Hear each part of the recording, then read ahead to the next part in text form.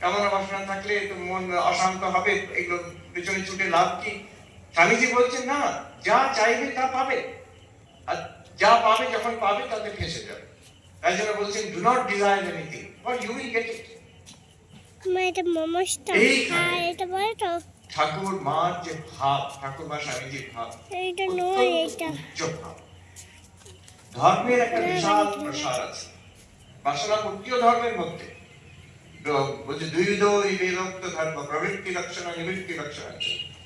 শ্রীকৃষ্ণও বলছে যে যারা আমার ভক্ত চার রকমের, যারা কিছু চায়, অর্থাৎ আমার টাকা পয়সা হোক, আমার সম্পত্তি বাড়ুক, আমার প্রসপেরিটি এটা হোক, সেও আমার ভক্ত অর্থাৎ।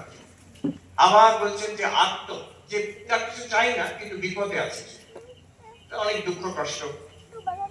একটা কথা আছে, there are no atheists in the trenches, যুদ্ধের সময় ট্রেঞ্চের মধ্যে সেখানে কেউ নাস্তিক নয়, সবাই ভগবান ঈশ্বরের প্রার্থনা করে মৃত্যুর সামনে যখন।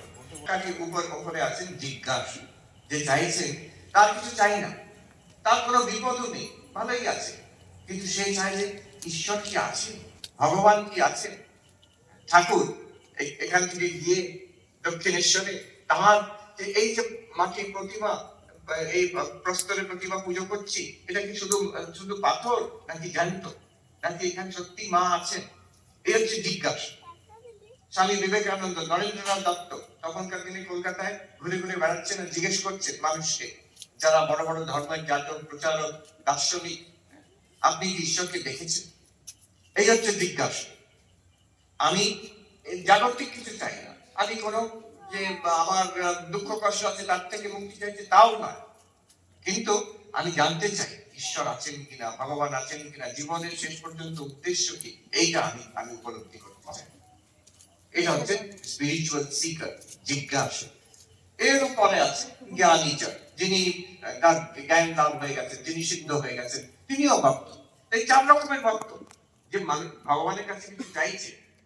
এত বড় বড় মন্দির, মসজিদ, মানুষ যাচ্ছে এখানে গির্জাতে, তারা কি সবাই ভগবান লাভের জন্য যাচ্ছে, ব্রহ্মজ্ঞানের জন্য যাচ্ছে? না, তাদের অনেক বাসনা আছে, তাদের অনেক দুঃখ কষ্ট আছে জীবনে, সেগুলো পূর্ণ করতে চায় তারা, তারা যাতে এই দুঃখ কষ্ট থেকে মুক্তি পায়, বাসনা মুক্তি হয়। এটা দোষ, এটা দোষ। শ্রীকৃষ্ণ নিজেই বলছেন এরাও ভক্ত, এরাও ভক্ত, কিন্তু এটা মুশকিল, এইটুকুই মুশকিল হলো যে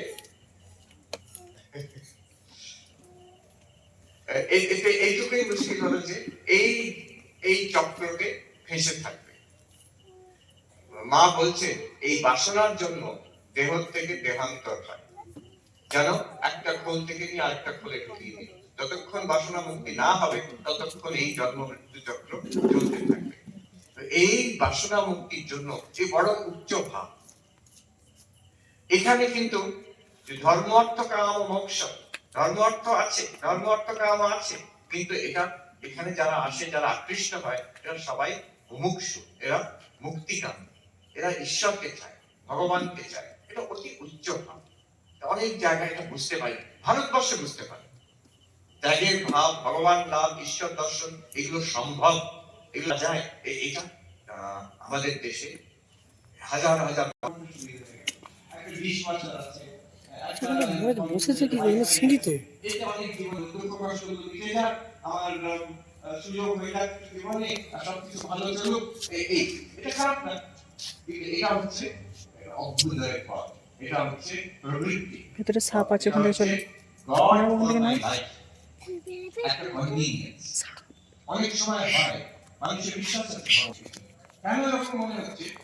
আমি ওটা বিশ্বাস করতাম, ঈশ্বরের ভগবানের বিশ্বাস করতাম, যাতে আমার এই জীবনে একটু সুবিধা হবে, যেই সুবিধাটা হলো না, অতএব ফায়ার, আমেরিকা আমাদের চাকরি থেকে বার করে দিয়ে ফায়ার, ভগবান ফায়ার, চাকরি থেকে নিষ্কাশিত, চাকরি হলো।